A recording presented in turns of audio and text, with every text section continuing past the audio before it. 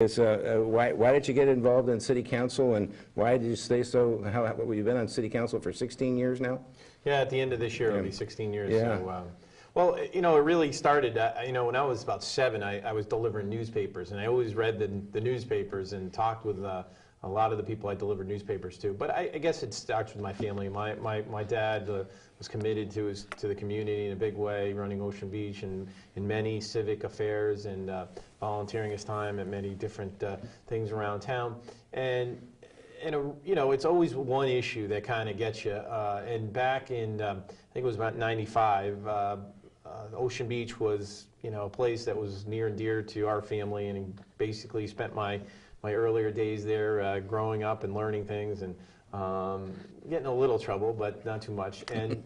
And I think when Ocean Beach was in the condition it was, financially, infrastructure-wise, I thought it was important that we evaluate what we were going to do with the facility from a public-private partnership. I thought we needed to form.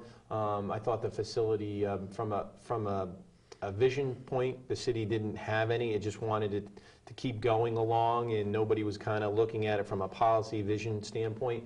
And pretty much Ocean Beach was, back then, was pretty much privatized. Most of the concessions were run by private entrepreneurs, if you will. And I thought that the city should kind of step back, allow a vendor to run the facility, and put it out for an RFP.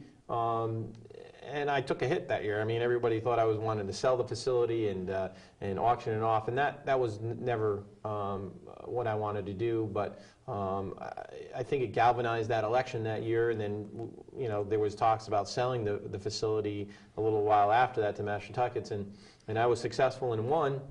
And I think from there, you had the Save Ocean Beach members who came together, people who didn't even live in the city, but people who lived in the city, and really have set out a second career for themselves in a place that they have memories of. We all share a memory of Ocean Beach and a youth.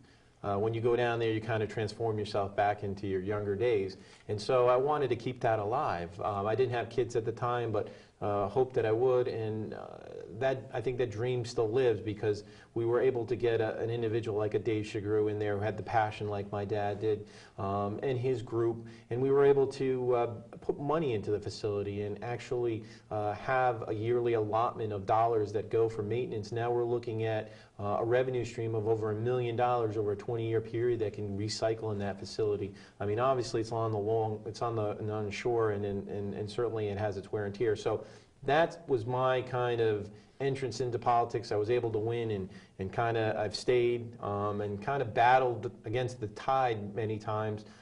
There were some issues I was able to get people to come along with me, but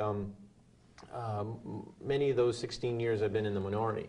And one of the things that was also near and dear to me was taxes, and I think we can talk about that, but that's kind of how it started. Yeah, well, that's really interesting, because my wife does the same thing. Every time we walk over to at Ocean Beach, she will tell me where she used to, where her mother used to put the blanket, and how they spent their whole summers there at Ocean Beach. So it's I can see why that would have motivated you, especially with your dad having done what he did. And but we're just lucky that you stayed along for the ride for the last 16 years. But some bumpy ones. Yeah.